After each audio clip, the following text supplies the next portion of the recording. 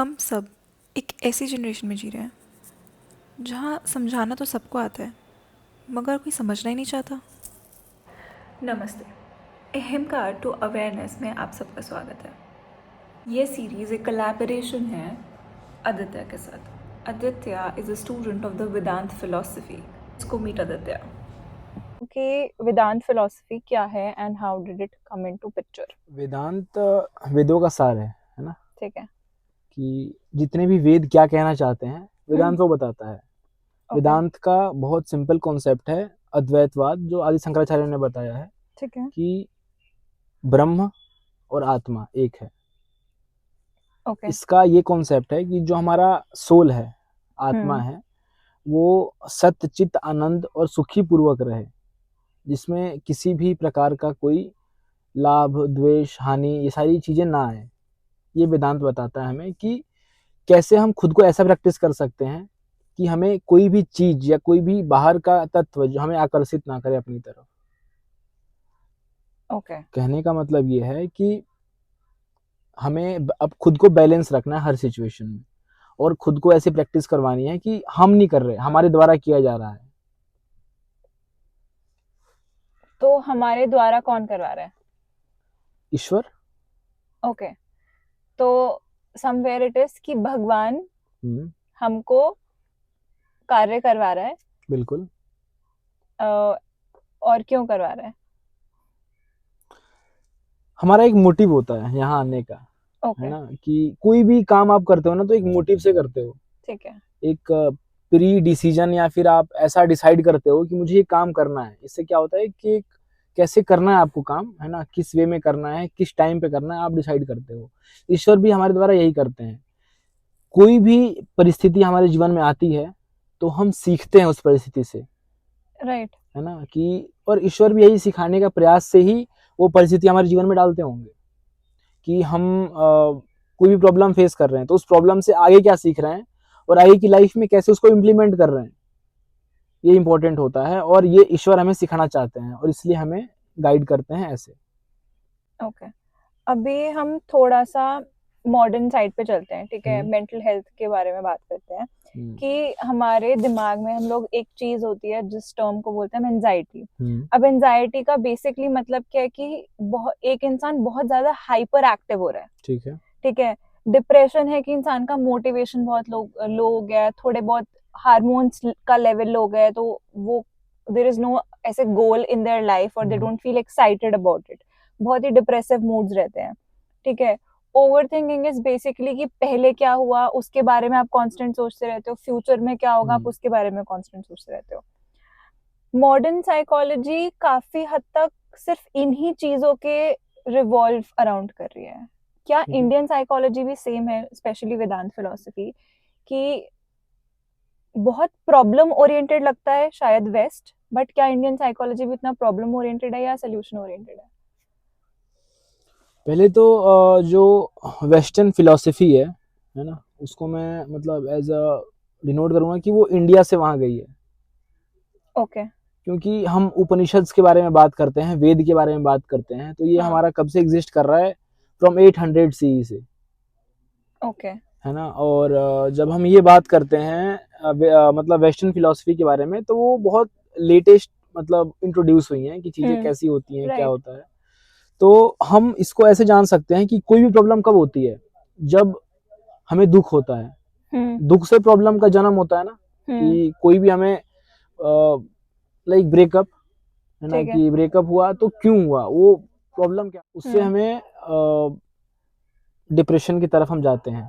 अब डिप्रेशन को अगर ऐसे समझें तो डिप्रेशन हमेशा कैसा होता है, हम पहले के बारे में सोचते हैं और बाद के बारे में सोचते हैं। है ना, कि पहले पास्ट थिंकिंग होती है, यानी पूर्व की चिंतन, और फिर भविष्य का चिंतन। राइट। है ना। तो डिप्रेशन को अगर हम यही खत्म कर दें कि हम खुद के ऊपर ध्यान दें, प्रेजेंस में रहें, तो डिप्रेशन कैसे होगा। ओके।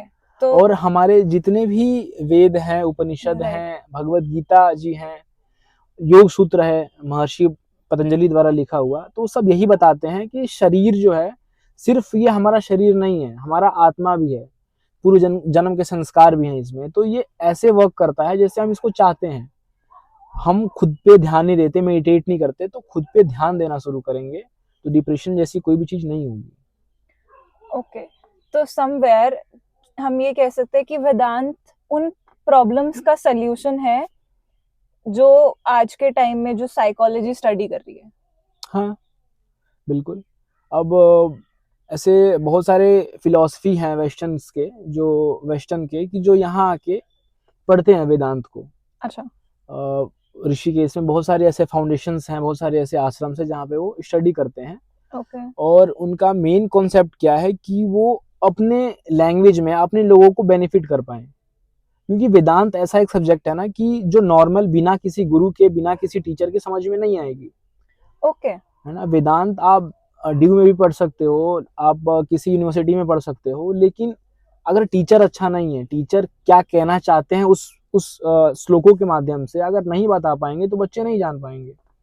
तो समवेयर यू कैन अग्री कि मॉडर्न एजुकेशन काफी हद तक चीजों को लिमिट डाउन कर देती है हाँ। और एक सिलेबस बना देती है कि बिल्कुल। करिकुलम फॉलो हाँ, करना है, वो एक्चुअली नॉलेज के पीछे नहीं जाते। हाँ एग्जैक्टली।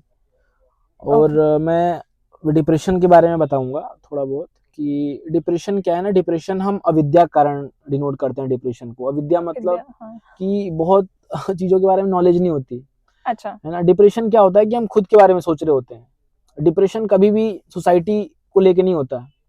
कभी तूने देखा है ऐसा कि, या फिर किसी ने कभी ऐसा देखा होगा कि समाज के कारण कि भाई कुत्ते कहाँ जा रहे हैं, नेचर क्या हो रहा है, कभी ऐसा देखा है कि नेचर के चलते किसी कोई डिप्रेशन में है? कभी नहीं होता। डिप्रेशन पर्सनल होता है, खुद के साथ जो चीजें होती हैं, डिप्रेशन तभी होता है। राइट। है ना, तो हम खुद के ऊपर जब ध्यान देते हैं तो डिप्रेशन होता है, और खुद के ऊपर भी ध्यान नहीं दे रहे होते हैं हम ये सोचते हैं कि सामने वाला हमको कैसे देख रहा होगा। है ना, डिप्रेशन में हम अपने आप को कट डाउन करते हैं लोगों से। क्यों? क्योंकि हमें ऐसा लगता है कि जो लोग हैं वो हमें जज कर रहे हैं, हमें देख रहे हैं। डिप्रेशन में कभी ऐसा नहीं होगा कि लोग बाहर जा रहे हैं, बात कर रहे हैं या फिर चिल आउट कर रहे हैं, नहीं, ऐसा नहीं होगा। डिप्रेशन में वो अपने एक थॉट बनाते हैं और उस थॉट में घूमते रहते हैं, उससे लूप बन जाता है और उससे बाहर नहीं निकल पाते वो। तो डिप्रेशन वहां उनको और अटैक करता है।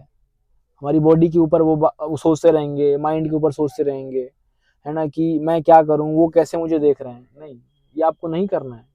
अच्छा, साइकोलॉजी एक चीज को बहुत प्रमोट करती है कि अगर आप एक थॉट को बहुत सोचो तो उसके बायोलॉजिकल सिम्टम्स भी आ जाते हैं, कि बॉडी में भी कोई ना कोई रिएक्शन आ जाता है। तो क्या आप उस चीज को अग्री करोगे? हाँ, एग्री किया जा सकता है इस पे। एग्री ऐसे कर सकते हैं कि आपने सुना होगा ना कि मसल मेमोरी होती है हमारी, प्रैक्टिस मेक्स मैन परफेक्ट। है ना, what you do you become. Right. तो हम इसको ऐसे समझ सकते हैं कि जो भी चीज हम कर रहे हैं या सोच रहे हैं, तो बार बार करने से उसको हम धारण कर सकते हैं, मतलब हम उसमें जा सकते हैं।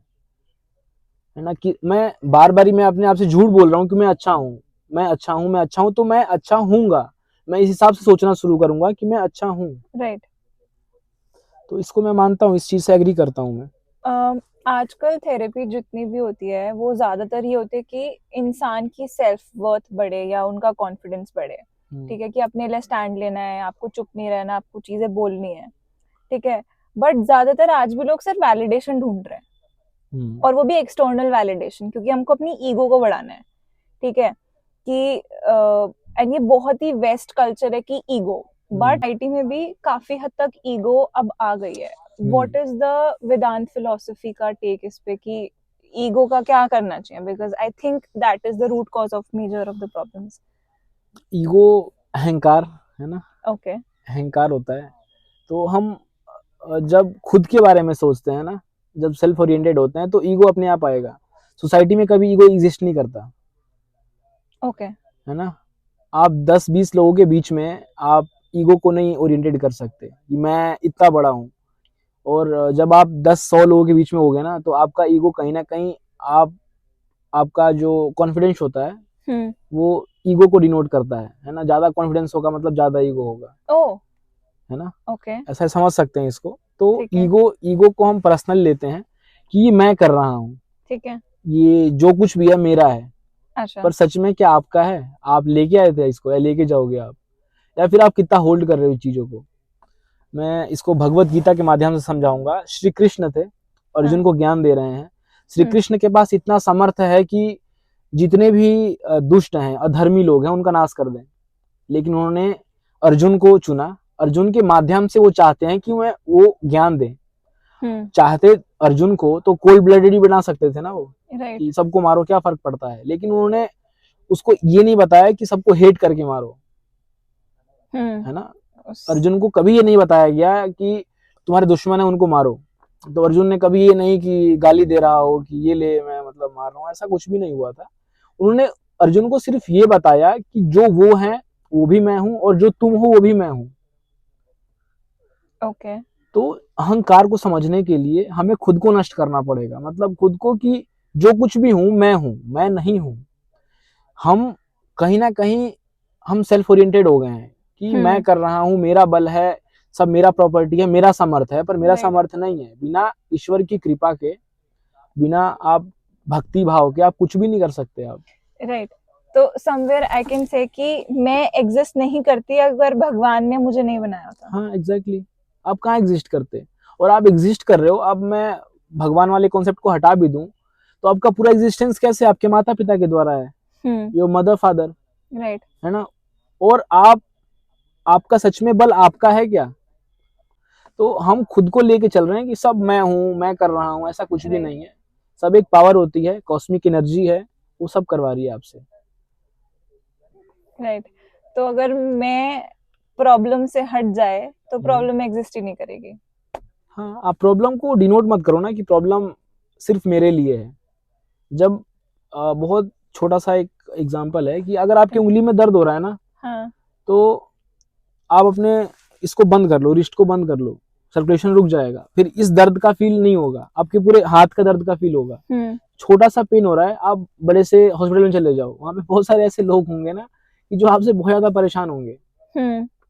हमारी लाइफ भी ऐसी है, हम छोटे छोटे प्रॉब्लम्स को डिनोट करते हैं और उसमें सेट हो जाते हैं कि अरे यार मेरे साथ ये नहीं हो पा रहा, मैं ये नहीं अचीव कर पा रहा, मेरा सामर्थ्य क्या और मैं क्या कर सकता हूँ। पॉजिटिव वे में रहो, पॉजिटिव वे में जियो, डिप्रेशन नहीं होगा कभी भी। एस्पेक्ट ये भी है कि अभी आपने बोला कि पॉजिटिव सोचो और डिप्रेशन नहीं होगा, लेकिन कई बार वो बायोलॉजिकल हार्मोन डिसबैलेंस भी होता है।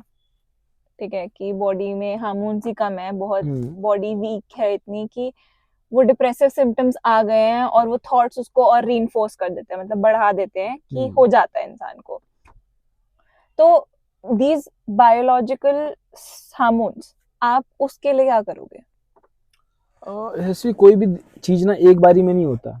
ओके, है ना, एक दिन में कोई भी चीज चेंज नहीं कर सकते हम। राइट। हमें बहुत प्रैक्टिस करना पड़ेगा। डिप्रेशन में जा रहा है तो एक दिन में डिप्रेशन में नहीं चला जाएगा। वो सैड हो रहा है, कमजोर हो रहा है, तो एक दिन में नहीं होगा, प्रक्रिया होता है ना। बहुत डेज लगता है, वीक्स लगता है, मंथ लगता है। तो इसको कम बैक करने के लिए भी हमें टाइम चाहिए, राइट, है ना। हमें प्रैक्टिस करना पड़ेगा, अपने माइंड को ऐसा करना पड़ेगा, क्रिएट करना पड़ेगा कि सब ठीक हो रहा है। हम मेडिटेट नहीं करते, हम खुद से बात नहीं करते, है ना। कॉन्सेप्ट मैंने बताया ना अभी कि हम खुद को टाइम कितना दे रहे हैं। हम तो वॉशरूम में भी फोन लेके जा रहे हैं, हाँ, है ना। तो हम खुद पे ध्यान ही नहीं दे रहे हैं।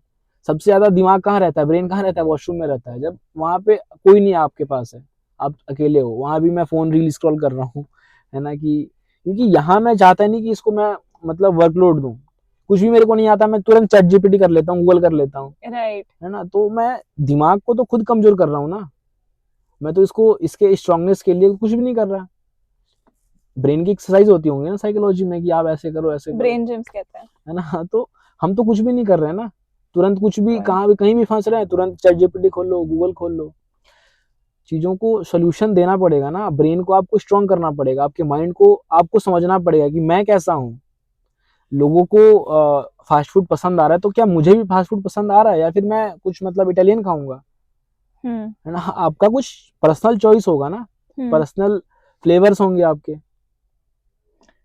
राइट।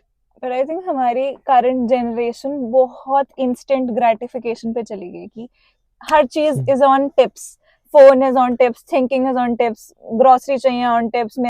आई थिंक समवेयर वो इंस्टेंट चीजों ने हमारे एज अ ह्यूमन को रन करने की और वर्क करने की कैपेसिटी को बहुत लिमिट डाउन कर दिया है। हाँ, इसका कारण, सबसे बड़ा कारण मुझे जो समझ में आता है ये है कि हम ना बहुत फास्ट फॉरवर्ड हो गए हैं। है ना, हमें सब कुछ बिल्कुल जल्दी में भाग रहे हैं, है ना। अगर आप बाहर देखोगे ध्यान से ना, तो एवरीवन इज स्प्रिंटिंग, ऐसा लग रहा है कि भाई 100 मीटर की रेस चल रही है, सब भाग रहे हैं, है ना। पर अपने आप को काम डाउन करना पड़ेगा, ठीक है, समय ऐसा है, सबको आगे जाना है, सबको बहुत कुछ अचीव करना है, पर अचीव आप आगे करके भी क्या कर रहे हो, खुद को लो ही तो कर रहे हो ना आगे चल के। तो इससे अच्छा ये है कि आप खुद को अभी रोको, खुद के बारे में समझो, खुद को जानो, कॉस्मिक एनर्जी का सहारा लो, भगवान का सहारा लो, और आप उससे आगे बढ़ो। आज के टाइम में डिवोशन कोई नहीं कर रहा, भक्ति कोई नहीं कर रहा। भगवान को सिर्फ लोग ऐसे समझते हैं कि वो हमारे दोस्त हैं, है ना। पर दोस्त हैं तो दोस्त को समझो भी तो, है ना। आप एक दोस्त को दिन भर रील भेज रहे हो और दूसरे दोस्त को आप मतलब ये समझ रहे हो कि बस दोस्त है, तो ऐसा नहीं होता ना। वो तब हेल्प करेंगे आपकी जब आप उनको याद करोगे, उनको बोलोगे, है ना, अपने आप को समझाओगे कि वो मेरे साथ हैं। डिप्रेशन में लोग जा रहे हैं या फिर परेशान हो रहे हैं, क्यों हो रहे हैं, क्योंकि उनको कोई उनके आसपास दिख ही नहीं रहा है। हमारे पेरेंट्स या हमारे ग्रैंड पेरेंट्स डिप्रेशन जानते थे क्या होता है, क्योंकि जब भी परेशान होते थे ना, तो हरे राम हरे कृष्णा कर लिया, भजन कर लिया, मंदिर चले गए, साफ सफाई कर ली। आई थिंक उस टाइम जॉइंट फैमिली सिस्टम बहुत ज्यादा था, हाँ, तो वो भी चीज बहुत हेल्प बहुत करती थी। बहुत इम्पैक्टफुल है, क्योंकि हमने खुद को ना इतना सोशलाइज, मतलब हमने बंद कर लिया है खुद को, है ना। हमने खुद को ना एक सर्कल कराया, छोटा सा सर्कल, उसमें 2 4 5 10 लोगों को रखा है और खुद को बंद कर लिया है। हम सोसाइटीज को, अब आप देखा होगा आपने, एक बीच में बहुत ट्रेंड चला है कि सोसाइटी जजेस यू, है ना, लोग आपको जज कर रहे हैं, राइट। तो आपको उससे फर्क नहीं पड़ना चाहिए, आप बहुत कूल बनो, है ना। लेकिन मैं ऐसा नहीं मानता हूँ। डिप्रेशन में और बहुत सारे चिंतन परेशानियां लोग जा रहे हैं, सिर्फ ये कारण है कि हम लोगों ने मतलब अपने आप को कट डाउन कर दिया सबसे, कि मुझे उनसे फर्क नहीं पड़ता, उनसे फर्क नहीं पड़ता। पर आप उनके थॉट्स को भी जानो ना, उनके ओपिनियंस को भी जानो कि उनका ओपिनियन क्या कहता है आपके बारे में। राइट। कबीर ने एक चीज लिखा है बहुत सुंदर, निंदक निरा राखिए। इसका मतलब ये है कि जो आपकी निंदा करते हैं ना, वो आप हमेशा उनको पास में रखो। सबसे स्ट्रॉन्ग जो चीज होता है ना, दोस्त से स्ट्रॉन्ग दुश्मन होता है। देखो, I will agree on this term a lot, ठीक है, बट ये जो मेरा अग्री है, ये बहुत ही ब्रॉड माइंडेड और बहुत ही ऐसे डीप थिंकिंग से है। But on a very superficial level, मेरा सामने वाला एनिमी आज के जनरेशन में स्पेशली, जब मेरा दुश्मन की सोच ही इतनी छोटी है और वो सोच जब मेरे को इतनी इफेक्ट कर रही है, रियलाइज नहीं हो रहा कि जो वो बोल रहा है वो सिर्फ जेलसी में बोल रहा है, उसके पास कोई फैक्चुअल बेसिस नहीं है उस चीज के, उसको बस रिएक्ट करना है, वो रिएक्ट कर रहा है। तो अगर मैं उस हर रिएक्शन का रिएक्ट करने लगूं, तो फिर मैं तो सिर्फ वो एक लूप में लगी रहूंगी कि अच्छा उसने मुझे ऐसे कैसे बोल दिया, मैं तो ऐसे करूंगी, उसने ऐसे कैसे बोल दिया, मैं तो ऐसे करूंगी। हाँ, नहीं, अच्छा है। आप हर चीज को काउंटर नहीं कर सकते, है ना। एग्जैक्टली। लेकिन आपके पास कोई ऐसा दुश्मन है या फिर ऐसा कुछ, कोई भी ऐसा है जो आपके बारे में कमेंट्स करता है, एटलीस्ट आपको पता तो लगेगा ना कि लोग आपको कैसे देख रहे हैं। आपको फर्क पड़ना है नहीं पड़ना है, that's all up to you, लेकिन उसका ओपिनियन आपको पता लग रहा है ना। This I can agree on कि हम सामने वाले की बात समझे, पहले सुने एटलीस्ट सुने, जाने उसको कि क्या कह रहा है वो, फिर खुद भी रिफ्लेक्ट करे कि क्या ऐसा कुछ है, और नहीं है तो फिर उसको डिसरिगार्ड कर दिया। हर चीज को खुद के ऊपर लेना जरूरी नहीं है ना। आप मतलब जब आप सब्जी लेते हो तो कुछ गंदी सब्जियों को हटाते भी हो, राइट, लेकिन वहां से कुछ लेके भी आते हो, तो आपको हेल्प करेगा दुश्मन खुद को अच्छा करने में। दोस्त तो खैर आपको समझाता है कि भाई ये नहीं करना, बहन ये नहीं करना, आपको ऐसे करना है, चीजें ऐसी रखनी है। पर दुश्मन आपको कभी भी आपके फ्रेंड जोन में आके नहीं बोलेगा, है ना, कि मैं तुझे तीर मार रहा हूँ, मैं तुझे गोली मार रहा हूँ। नहीं, आपको समझना पड़ेगा उसके एक्शन से कि वो क्या करना चाहता है। तो इससे क्या होगा कि आपका माइंड भी डेवलप होगा। I think the west somewhat fixes the mind, but Indian philosophy काफी हद तक फ्रीइंग है। वो आपको फ्री करती है from those thoughts, that limitations जो आपके दिमाग में एग्जिस्ट कर रही है। एंड समवेयर दोनों ही सही हैं, बट मैटर्स फाइनली ये करता है कि आप क्या करते हो और आप कितना उस चीज को अप्लाई कर पा रहे हो। मैं इंडियन फिलोसफी के बारे में बात करता हूँ ना, तो एक तो हमें बहुत कुछ अभी नहीं पता है ना। हम अभी धीरे धीरे चीजों को याद कर रहे हैं। हम नया कुछ नहीं पढ़ रहे हैं, है ना। हम सारी चीजों को रिकॉल कर रहे हैं कि हमने क्या सीखा है।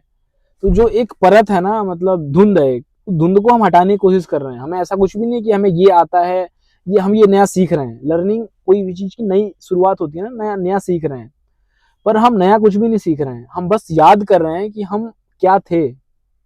वेदांत, उपनिषद, वेद, पुराण, भगवत गीता, गीता जी, ये सारी चीजें हम आप मतलब हमको ये सिर्फ ये बताती हैं कि आपको किस विचार से सोसाइटी में जीना है कि रहना है। सिर्फ ये हमारा पॉइंट ऑफ व्यू नहीं बताते कि ऐसा कैसे वैसे, कुछ भी नहीं ऐसा है। वो हमें गाइड करते हैं कि हमें आगे कैसा लाइफ मतलब रखना है, खुद को बेटर कैसे करना है। हमको वो बताते हैं कि मेंटली हमें कितना स्ट्रांग रहना है। आगे आप टाइम देख ही रहे हो, कैसा टाइम चल रहा है, कैसा टाइम आएगा। हम मेंटली प्रिपेयर्ड नहीं होंगे, हम खुद के माइंड को हमारा सारा बेस्ड हो गया है। कैसा फोन बेस्ड हो गया है, फोन बेस्ड हो गया है। कुछ भी चीज जरूरत होती है तुरंत हम ऑर्डर कर सकते हैं, है ना। हम अपने आप को तप नहीं देते हैं। तप मतलब तपस्या, पेशेंस हमारे अंदर खत्म हो चुका है। हमें कोई भी चीज, जूता चाहिए मुझे फ्लिपकार्ट में 3 दिन लग रहा है, मैंने ब्लिंकिट कर लिया मैंने मैं क्वालिटी से कॉम्प्रोमाइज कर लूंगा पर टाइम से नहीं करूंगा, है ना। और कुछ बिकॉज़ टाइम इज मनी। हाँ, ये मैं सोच रहा था कि मैं ये बोलूं। तो जो वेस्टर्न फिलोसफी है ना, कहती है कि टाइम इज मनी, है ना। तो आप टाइम सेव करो, है ना, मनी अपने आप सेव हो जाएगा। पर क्या आप अपने हेल्थ के साथ कॉम्प्रोमाइज नहीं कर रहे? At the cost of what? Health. तो आप धन तो कमा लोगे, वेल्थ तो कमा लोगे बहुत सारा, but what about your health? वो तो आप लॉस कर रहे हो ना अपना। मैंने सब कुछ एक्वायर कर लिया, मेरे पास क्लियरिटी ऑफ माइंड ही नहीं कि मेरे को कैसे डिसीजन लेना है, तो मैं क्या कर लूंगा? उस पैसे कहाँ ले जाऊंगा, कहाँ इन्वेस्ट करूंगा उसको?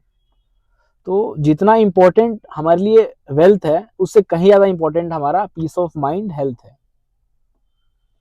और हमें इंडियन फिलोसफीज ये सारी चीजें बताती हैं कि ग्राउंड लेवल पे आपको कैसा रहना है, डाउन टू अर्थ रहना है। वेस्टर्न फिलोसफी समझा रही हैं चीजों को। अब वेस्टर्न भी धीरे धीरे रसिया और अमेरिका ये धीरे धीरे फैमिलीज को अडॉप्ट, मतलब फैमिलीज को साथ में रहता है। पहले क्या था कि हमने कहाँ सीखा कि भाई बच्चा 18 साल का हुआ, आप बाहर भेज दो उसे, है ना, कि वो खुद के पैरों पे खड़ा होगा। लेकिन बच्चा तो यार मतलब अपाहिज हो रहा है ना। अपाहिज मतलब डिसेबल हो रहा है ना बच्चा। क्यों डिसेबल नहीं हो रहा? आपको नहीं लगता डिप्रेशन डिसेबिलिटी तो है? हाँ, but how is that related to? हमने जैसे मैंने परिवार छोड़ दिया, ठीक है, बहुत कम एज में मैंने परिवार छोड़ दिया। सपोज करो कि मैंने छोड़ दिया परिवार बहुत कम एज में, राइट। मैं आगे गया, मैंने जो मुझे सही लगा मैंने उस कार्य को उस हिसाब से करा, राइट, बिना किसी के डिसीजन लिए। अगर मैं घर में होता तो मैं अपने पापा से पूछ सकता था ना कि मैं कैसे करूं, है ना, वो मेरे को गाइड करते। राइट। लेकिन जो मुझे सही लगा मैंने वो डिसीजन लिया, और वो आगे चल के डिसीजन बुरा हुआ अच्छा हुआ, at the cost of me, है ना। लेकिन अगर मेरे फादर होते, मेरे ग्रैंडफादर होते, तो उनके सुझाव के हिसाब से मैं काम करता, एक्सपीरियंस। तो अब क्या है, वेस्टर्न धीरे धीरे अपने फैमिलीज को एक साथ रखते हैं, वो एक साथ रहते हैं, है ना। उनको पैसा भी कमाना है, और हम जैसे अभी हम लोग क्या है ना, हम लोगों को सिर्फ भी पैसा कमाना है, जीना है खुद को, है ना, खुद को एक्सप्रेस करना है। मुझे सोसाइटी में कोई जज ना करे मैं कैसा हूँ, मुझे मतलब ऐसा कोई लोग ना देखें। तो अभी हम ऐसा बन रहे हैं, पर धीरे धीरे वेस्ट क्या है कि वो इस कल्चर को फॉलो कर रहा है, वो इधर की तरफ आ रहा है कि हम काम कैसे रहें, है ना। दे वियरिंग रुद्राक्ष, है ना, स्टार्ट। हाँ, मतलब इंडिया में भी देख लो, जो बाहर फॉरेनर्स है वो बहुत रुद्राक्ष पहन रहे हैं। कुछ लोग इसको एज अ फैशन भी पहनते हैं, लेकिन जो रुद्राक्ष के बारे में जानते हैं कि हमें क्या प्रोवाइड करवाता है, मेंटल पीस देता है, क्या करता है, तो एक अलग कॉन्सेप्ट भी है इसका, वो लोग भी वियर करते हैं।